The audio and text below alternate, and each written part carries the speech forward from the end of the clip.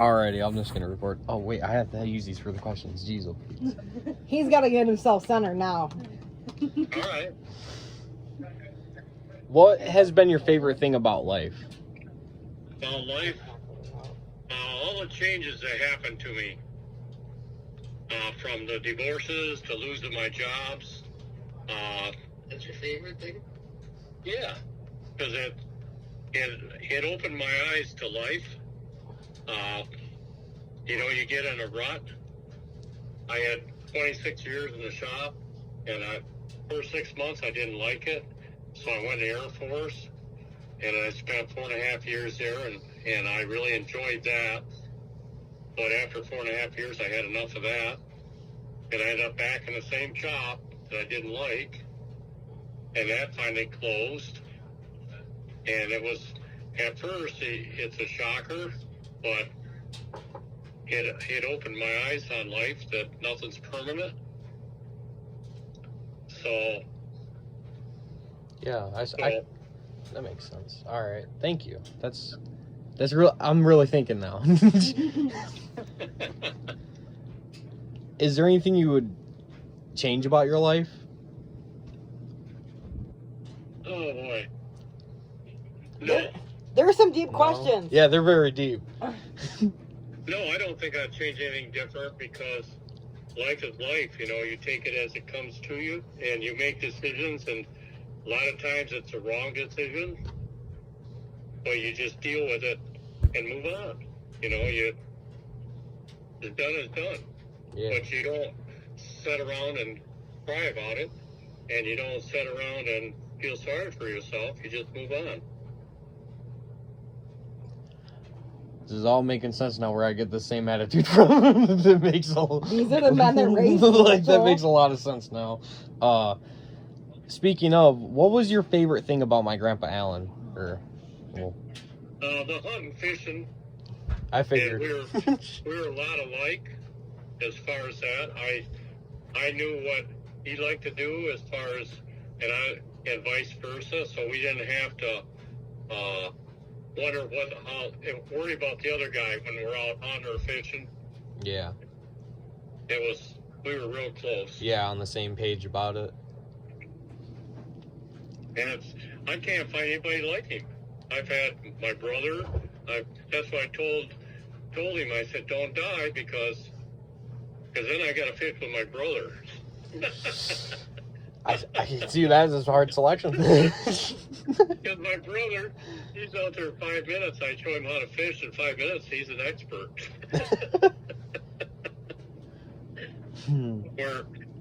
Where your grandpa, I didn't have to impress him, and he didn't have to impress me. We already knew what we wanted to do, and we fished hard, and we didn't want to fish, we didn't fish, Yeah. And hunting the same way. We went out there and we hunted hard, and we got some nice bucks. So, Yeah. and it's hard to find a good companion that thinks the same way you do, Yeah, I completely get that. It's very hard to find someone who is on the same page. And Yep. you don't have to try to, yeah. Right. What are you passionate about? Say that again? What are you passionate about? Like, is there something that you just really, really enjoy doing and you do it all the time, or maybe like a hobby perhaps? I love tying flies. Sorry. I like working out, which I do every day, but it doesn't do any good. Oh, yeah, I mean, it's good to work out every day, though. It's great. It feels great. I got a friend that he's almost 300 pounds, and we work out together, and neither one of us, we lose 3 pounds and gain 5. But I work out every day from like 5 in the morning. I get up at 4 every morning during the week, and I go to the Y at 5. We work out till 6. Then I run home, shower, and then I work part-time from 7 to 1. And I don't have to work, but I enjoy that. Yeah, it's just keeping yourself busy. And, Yeah, it keeps your mind going, yeah, and you have some good laughs, and you're around people all the time. You know? Yeah, that's always the best part. I hear that a lot with people around here who like will retire. They just go back and get a part-time job because there's nothing to do. Right. They're so used to rather working. than sit around, and get bored. Yeah. You want to keep moving. Always keep moving. Is there anything I should know about life? He should know about life. Any things he should know about life? Anything, that's a tough one too. Just don't give up. You're going to have your ups and downs, and you're going to have some really road bumps on the way, and you just keep going. I lost 2 good jobs. I had 26 years in a plant, and then I'm going, now what am I going to do? I'm in my 50s, and 2 weeks later I found a job almost the same as far as money-wise, and then that plant closed. So then I think I was 58 then. So what am I going to do now? Yeah. Well, I didn't feel sorry for myself. I went to Michigan Works there, and they said, you want to be a truck mechanic? I said, heck no. They said, you want to be a truck driver? And I said, yeah, I like to drive. So I went to truck driving school, and they paid for everything. They give me a hard time because they want to send me to a $4,000 trucking school where you got 4 guys in the cab and take turns driving, or they had this $7,000 one that was 32 weeks long, or 30 weeks long. 10 weeks was driving, and 20 weeks was in a classroom. You went, I think, once a week or twice a week. I can't remember. And Michigan Works said, no, we're not going to pay for that. So I went to that school, and I met one of the retired drivers, and he says, go sit in her office. I said, what? And don't argue with her. Just sit there. I said, what? He said, just do it. So I went and sat in her office, and she said, what are you doing here? I said, I'm waiting for you to let me go to that truck driving school. He said, no, I'm not going to let you go. You got that? And I said, okay. So I just sat there. 8 hours each day. For the 3rd day, she finally said, you really want to go to that truck driving school, don't you? I said, yeah. She said, okay, you can go. So you got to be persistent, and you got to learn not to raise your voice and get angry, because you get nowhere. Yeah. You got to keep your cool, and you'll find out a lot of lessons like that. So it's so simple, you don't see it. When you were a truck driver, what was the best place that you delivered cargo to, or even just as you were passing by? The only thing I didn't like was hauling food. Oh? They were really, you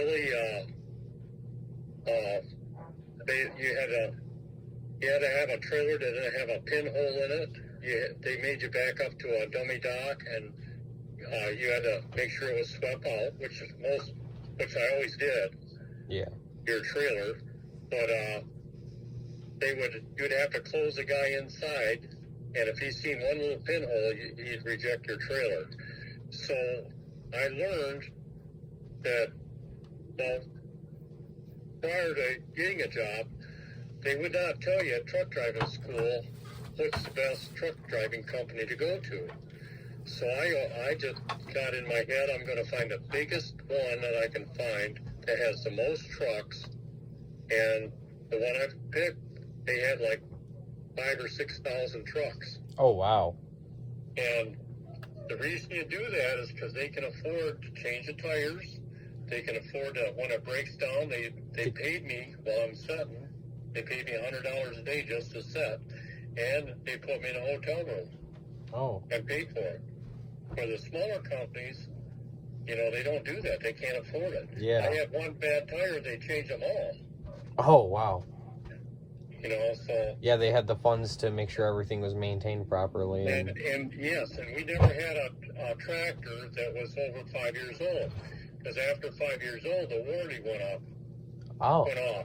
So they'd sell it, and it was in great shape, and anybody that bought them, it was well taken care of. But they were really good. We didn't have trailers over 10 years old, and we didn't have tractors over 5. And I was driving a new tractor Yeah. When I first started, I had an old one, but then they eliminated them, and they had all new ones. That's really And nice. They They take care of you better than a small company. Yeah. They have. That's good though. That there's not too many companies that are like that nowadays. Sadly. No, I've run into them a lot of times you got to pull off in a weigh station, and they weigh you and make sure you're not overweight. But they also do safety checks on you. And the bigger companies, they paid me if I got pulled over and I passed the safety check, which I have a brand new truck. You know, I'm going to pass. I had to give him a finger to pull me over. You know? Yeah. All right. He said, "What are you hauling?" I said, "Marijuana." He said, You want me to check your truck and trailer out, don't you? Yeah, I said, "I get $25 if I pass." He said, "Okay." So he said, "Pull over that pit there and honk the horn, turn your signals." Okay, you got your $25. So a lot of good stories, you know. Yeah. But the bad stories are, you know, the dispatchers, they want to run you right to your hours, right to the end of your hours. And I learned from that, they would say, "I don't know if I can make that or not." And they'd say, "Safe and legal." That's what they'd tell me. So I use that on them. So they'd say, "Jerry, I want you to go haul that load over to wherever." And I goes, instead of saying I can't make it, I just say, "No, I can't do it." "Why not?" "Safe and legal." And they'd say, "Well, we can make it." And I said, "Well, I'll just call safety and we'll see about that." And I had never heard no more about it. So you gotta use common sense out there, just like any job. Don't be afraid to try something new. You know, you can get a high-paying job and not like it, but you know, or you get a low-paying job and like it. Yeah. And, you know, but you know, schooling is real important. Yeah, you know, 100%. It really is nowadays too, because everything is. You know, they got a lot of jobs out there, but they're not. They only pay you part-time, and they only, you know, sure, they may pay you $20 an hour, but you're only working 3 days a week. Yeah. You know, you can't live on that. No. So you're gonna have to get some kind of trade if you can. You know, some places they'll train you. Yeah, that's what's happening a lot up here. Is the companies are paying for schooling and all that, so that way they can go work for them. That's what they want, and in return, they expect you to work for them for a year. Now, the truck driving, the same thing. A lot of the truck driving companies, they will hire you and train you, but you got to be stuck with them for at least a year. Now, when I drove truck, I just planned on doing it for a couple of years, and then, you know, doing local runs. Yeah. But I enjoyed it so much that I probably would still be out there driving if my dad didn't get cancer. And I retired and took care of him till he passed. But I enjoyed it. But the first year is tough.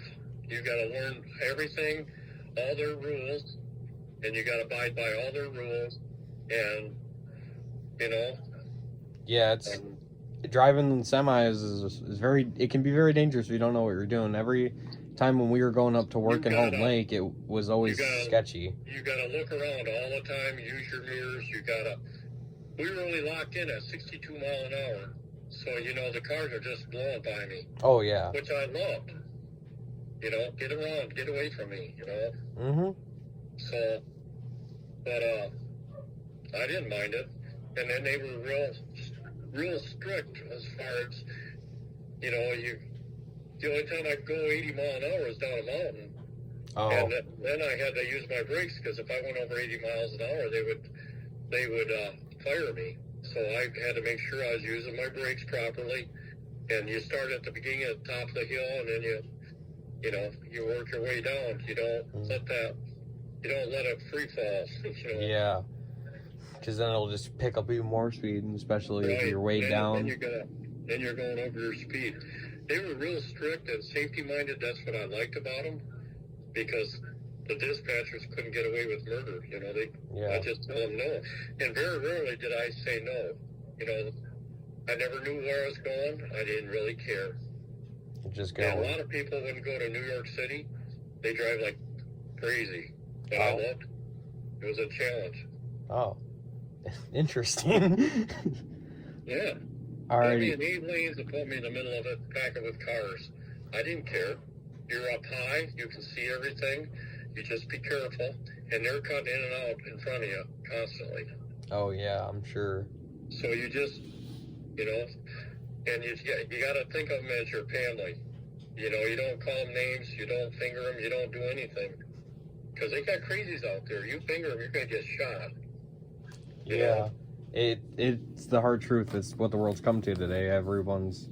It's pretty scary out there now. Yeah, it is. That brings me to my next question. How has it been to watch the world change? Because you've lived through many different decades and many different changes in history, from people wearing bell-bound jeans to whatever's happening nowadays. It's unreal. Yeah. I can't believe it. What I used to see when I was younger and what I'm seeing now is just, it blows me out of the water. It upsets me a lot. People don't respect each other. Michigan is real bad. Oh? My sister-in-law lived in Iowa, and she said, I hate Michigan. And I got offended by it. Well, then when I started driving truck all over, you go down south, you walk down the street, and they want to give you a ride. Everybody waves at you. You walk downtown and sit at a bench, and they sit right with you and talk to you. It's like they knew you. Up in Michigan, you're walking down the street, they run you over. Yeah. I mean, it's that much different. And the attitude, they're very rude and crude, Michigan is. And people down south, they're just real loving, and they just, they bend over backwards for you. So, Yeah. Our, seeing the world is, you got to see the world, and then you appreciate what you got. Because I've been all over. I've been in Thailand. I've been in Germany. It's beautiful to see, but when you come home, you kiss the ground. I'm serious. yeah. Americans don't know what we have, and they don't appreciate it. You go to another country, and you mouth off to them, they'll shoot you. They'll beat your ass with a billy club. They don't read your rights. They shoot first and then yell, halt. I'm serious. No, I don't doubt it. That's why it's always They crazy rob to a me. bank, they shoot everybody in the bank, and then they sort them out. Yeah. Good guy, bad guy. When I was in Germany, they had the Olympics there, and they had the Palestinians capture some of the players, and everybody knew they're all going to die. Everybody knew it, because it's zero tolerance for terrorism. Zero. They don't care if they kill the good guys. Yeah. They know the bad guy ain't going to do it again.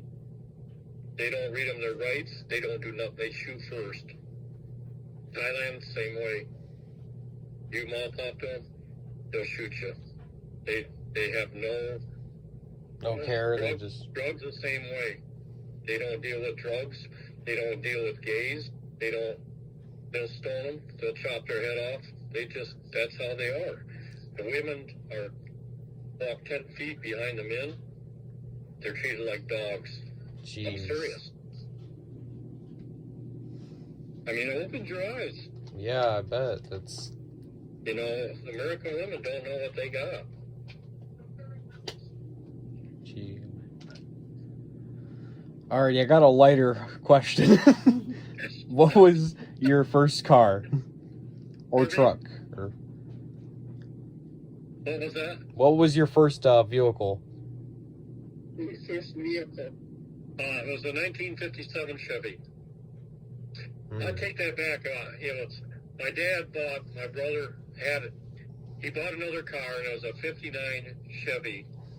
And my brother and I were supposed to share it, but my brother was a bully, and he never let me drive it. And he ended up wrecking it. Oh, man. But actually, the car I owned was a 57 Chevy. I owned about 3 of them. I'd drive until I blow them up, and then go get another one. Yeah, back when you could. Nowadays, they want so much money for cars. And then Oh, it's ridiculous. it'll be like It is- $1,500, no engine. I know what I have. No, I know. It's, you know, yeah, it's terrible. It really is. But they're around, you know, you just gotta look, and usually it's a friend through a friend that you can pick one up pretty cheap, or an older couple, you know, trying to get rid of a vehicle they don't use anymore. Yeah. But you just gotta, I got a brother-in-law, my wife's brother, he gets these deals. I can't believe it. He'll see something in the driveway and he'll stop and ask and get it for little or nothing. Yeah. It's just, that's the way he is. He just can, Sometimes you just gotta stop at someone's house and either leave your number or yeah, talk to them, and that, you know, that really yeah, can help you get it if you want it. yeah. Talk to nice people, and Yeah. if they know you're interested, you can talk them down. Yeah, of course. You know. Alrighty, we got some. So these ones are a little bit different. These are just kind of topics, and I kind of just want your advice regarding these topics. If you. All right. So, of course, my first one is death.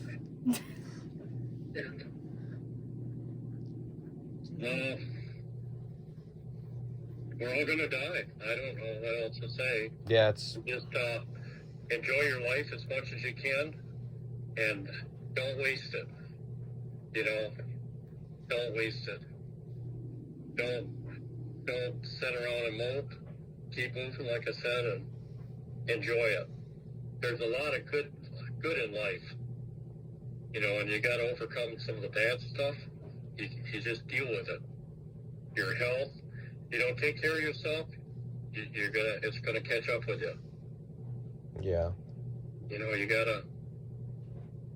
you never know what's gonna happen ever. You can have the perfect health and then walk out and get run over by an old lady in the car, you know. Mm-hmm. So Or an old man. or an old man.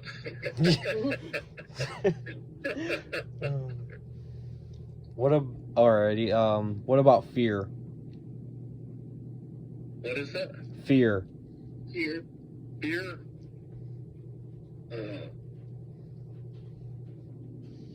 About the only thing I really fear is going through another divorce.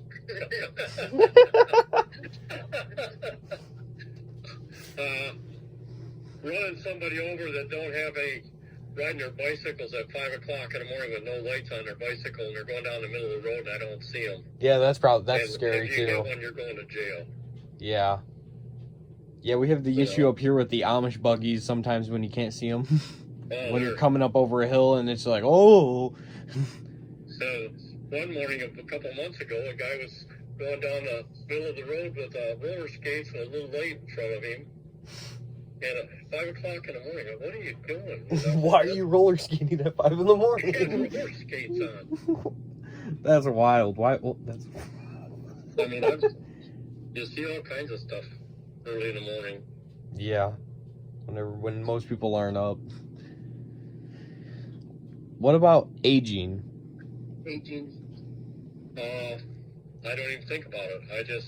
You take day by day and try to enjoy life as much as you can. And I feel young. and I don't worry about it. You sound young. Honestly, I don't even think you're 73. Like, the way that you're talking, I'm honestly, you might be 40. No. No, it's your attitude. Yeah. A lot of your attitude. If you're around negative people, you're going to be negative. If you're around people that enjoy life, you're going to enjoy life. Speaking. And that's your choice. Yeah. It's all about who you your put. choice. If you want to be a bum, you can be a bum. But if you don't, if you want to be something, you have to work at it. Yeah. It's not going to come to you. You got to go to it. You don't sit on your butt and wait for something to happen, because it ain't going to happen. You got to get off your butt and say, I'm going to go to school, I'm going to get into skilled trades, or I'm going to and make it where I can make my life where I don't have to struggle every day. Yeah. Where I don't have to worry about it, like, do I need to get another job, or is this job not good enough, or... Right. And before we had, we had some kind of retirement. Now you don't. No. You got 401ks or something, and you never know what's going to happen with that. No. So, you deal with it. No, that's the scary thing. We've been talking about that in personal finance when GM went bankrupt and whatnot. Right. And it's scary. It's, all the people who had their pensions in there and they were just gone. That was the same with Federal Mogul. A lot of people put their stocks in Federal Mogul, then they went bankrupt. And their stocks were worth nothing. Yep. So, you just don't put all your eggs in one basket. You gotta put a little bit here, a little bit there, and try to save some if you can. Alrighty, it's kind of relates to my next question. What about greed? Greed? Greed. Greed. Greed? Yes, greed. I don't believe in it. There are a lot of people think they're going to get ahead, but money is, if you're happy, that's all that matters. And greed will get you nowhere. Just create enemies. Yeah. What about marriage and or family? Which one? Yeah. It's very important. I guess we should talk about marriage. If you can find the right person, it's wonderful. If you don't find the right person, it can be miserable, and then it's time to move on. For both of you. Yeah. You just don't get it where it's so bad you want to kill each other. You gotta know when to separate, and not have any hard feelings. Yeah. You gotta end it when it's right. Yeah, you or work it out. Yeah, if you can. We all have our faults, believe me. I don't have any, but I'm always sitting there, she can hear me. What about forgiveness? You gotta have that. I had a brother that was a bully all my life, till I punched him in the face, and then we got along. But I didn't want him near me. I didn't want him to. He wanted me to show how to fish, how to hunt. I had nothing to do with it. And my younger brother died, and that woke me up. And it's time for forgiveness. Yeah. So after my brother died, I said, you're still my brother no matter what. So I took him out, showed him how to hunt, showed him how to fish, bow hunt, gun hunt. We're pretty close now. He just moved down to Florida a year or two ago. Oh, yeah? Yeah, and we're pretty close. That's good. I taught him how to bow hunt. I told him what to get. Rifle, same thing. Fishing. 5 minutes later, he's an authority on it, but, but that's how he is. He ain't gonna change. but I do enjoy him. But now he's way down there, so we went down there last year for a couple of weeks and really enjoyed it. That's It was good. fun. And then in October, we're going down there for a month. Oh, wow. So we got 3 condos. We're going to stay a week in each one, different parts of Florida. And my sister-in-law, she's got the condos, and we got it all rearranged. That's good. That sounds fun. Yeah. Maybe find some gators. Yeah. Yeah. I was going to fly down, but it costs so much to rent a car. Oh, yeah. So we're gonna drive down. I like to drive anyway. My wife, she likes to sleep, so Works out good.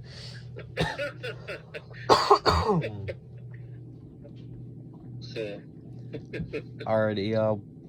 What about society? I'm sure this one's gonna be. It's Society. I don't know how to answer that one. That's a tough one. Yeah. I don't know. I'm not sure how to answer that one. It's all right.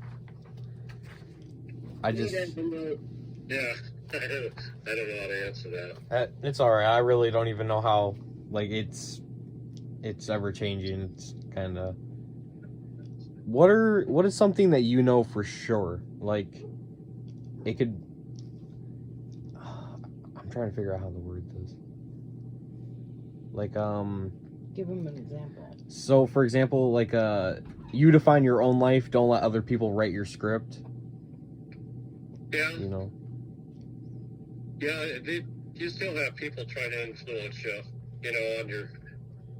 You know, they suggest what you should do, and you do what your heart tells you to do. You know, if you don't want to do it, don't do it. You know. Yeah. The younger generation, you know, you got to do what they like to do, or you're kind of. Yeah, Yeah. you're against them somehow. Yeah. It's weird. I don't understand why people are like this now. Right. You just do what your heart tells you. If you don't want to do it, don't do it. I don't care. You know, I got friends that like to drink, and I'll have a beer and that, but you know, you're not going to make me drink more than a couple, and that's it. That's all it was. Oh, you meant. I mean, when I was in Germany, the first year all I did was go to the bar. You know? Yeah. And, you know, after a while, here I am in Europe, and I'm going, what the hell? What am I doing? So then I started traveling. I got an international driver's license. Well, first I jumped on trains. Oh. And over there, everybody speaks English. Oh. Especially the kids, they're taught it in school. They speak better English than we do. Oh, wow. So I get on a train, and I jump on another train, I didn't know where I was going. I didn't care. So coming back, I just asked the kids, hey, how do I get to this place? And they say, well, you got to get on this train here and this train. And I always got back. Mm. So then you can't see a whole lot, like driving truck, you can't see a whole lot because you're on the main highways. Oh, yeah. Same on the railroad, you know. So then I got an international driver's license, and I bought a car, and I went everywhere. All over Europe. You can go 3 hours in any direction, you're in another country. Yeah. It's like going state to state. What was your favorite country when you were in Europe, driving through there? They were all good. They're all different. They all have their own. A lot of them. Germany was probably my favorite. Yeah. They had beautiful churches. They had castles. They had good food. Mm. I mean, you go to a restaurant side by side, order the same dish, and it'd be cooked different. Wow. They were very good cooks. How did you meet my grandpa, Alan? At work, he hired in at John Smith Rolls, and we were working in the same department, and we just got talking and got to like each other, and I went from there. Yeah. Is there anything particular about him that you miss besides him being such a close, like you and him being on the same page? He always told you what was on his mind. He didn't care what he said or how he said it. Yeah, that's what I miss Or about him who he said it- too. Or who he said it to. Yeah. No, he was always, he did not care. It was coming out. I see where you Yeah, guys he was get it from. one of a kind. Yes, 100%. Yeah. That's what I liked about him. You know, he always outfished me. He always out hunted me. Yeah, he would sit out there he would always tell me about him just sitting, just waiting. We'd stand out on the river so long that we couldn't even stand up anymore. We'd sit on a snowbank and fall asleep, and then wake up and we couldn't hardly move. We were froze. Oh. We'd get up and fish some more.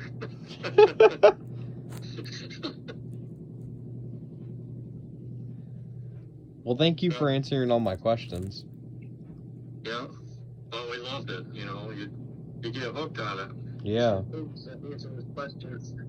He said, thank you for answering his questions. Oh, okay. I hope I didn't get too bad. I mean, Good job.